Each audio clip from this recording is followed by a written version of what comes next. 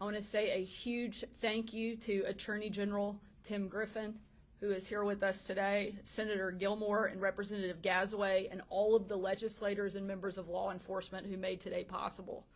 I also want to say a huge thank you to the Arkansas State Police for hosting us at their headquarters, and to all of the members of my administration, but most importantly to our law enforcement community who has worked so tirelessly, not just on this effort, but that puts themselves on the line every single day, serving and sacrificing for the safety of our state. Since the introduction of the Safer, Stronger Arkansas legislative package, I've heard from police and prison personnel from across our state. These are the people on the ground every day trying to keep our streets safe from violent criminals. And frankly, they've been struggling. They see the problems that riddle our prisons, our criminal justice system, and our law enforcement programs. Almost uniformly, they are ecstatic to see the Safer, Stronger Arkansas legislative package signed into law. I heard particularly strong testimony from Saline County Sheriff Rodney Wright, who's president of the Arkansas Sheriff Association. He described how this legislation affects every single county in our state and has the support of every single sheriff. Sheriff Wright in particular has more than 40 state inmates sitting in his county jail. He can't move them to the state prison because of the bed shortage. And while he's holding these felony offenders, he's unable to lock up other criminals in our state. When we let misdemeanors go unchecked, those minor offenses will often transform into major ones.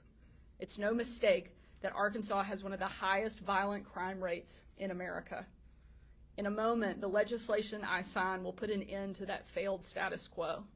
No more revolving door in our prisons, and no more weak sentencing, and no more unsafe streets. Under the Protect Arkansas Act, if you commit an egregious offense like murder, rape, or child sex abuse, you will serve 100% of the jail time that you are sentenced to. Violent offenders will have to serve at least 85% of their sentence before they're eligible for release with supervision. No more letting violent criminals back on the street without serious prison time.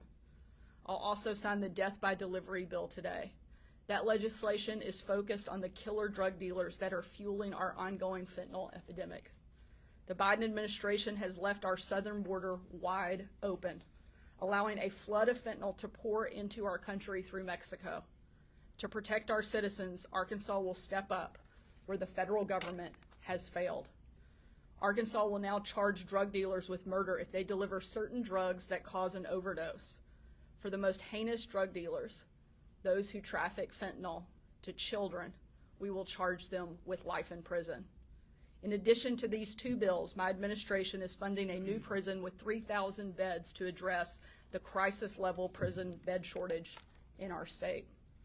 Talk to any law enforcement officer and they'll tell you that this is one of their #1 legislative priorities. We're also investing in the practices that are proven to reduce recidivism, and we will offer millions more dollars in incentives to bring additional corrections officers into the field and enhance pay and training for our police. Some have criticized Safer, Stronger Arkansas. They say that a new prison and stronger sentencing are too tough on Arkansas's criminals. But we will not let violent criminals continue to go unchecked in our state. We will not allow them to continue to terrorize our citizens. And we will certainly not accept the failed status quo. We will not rest until we hold criminals in Arkansas accountable and enforce the law on the books.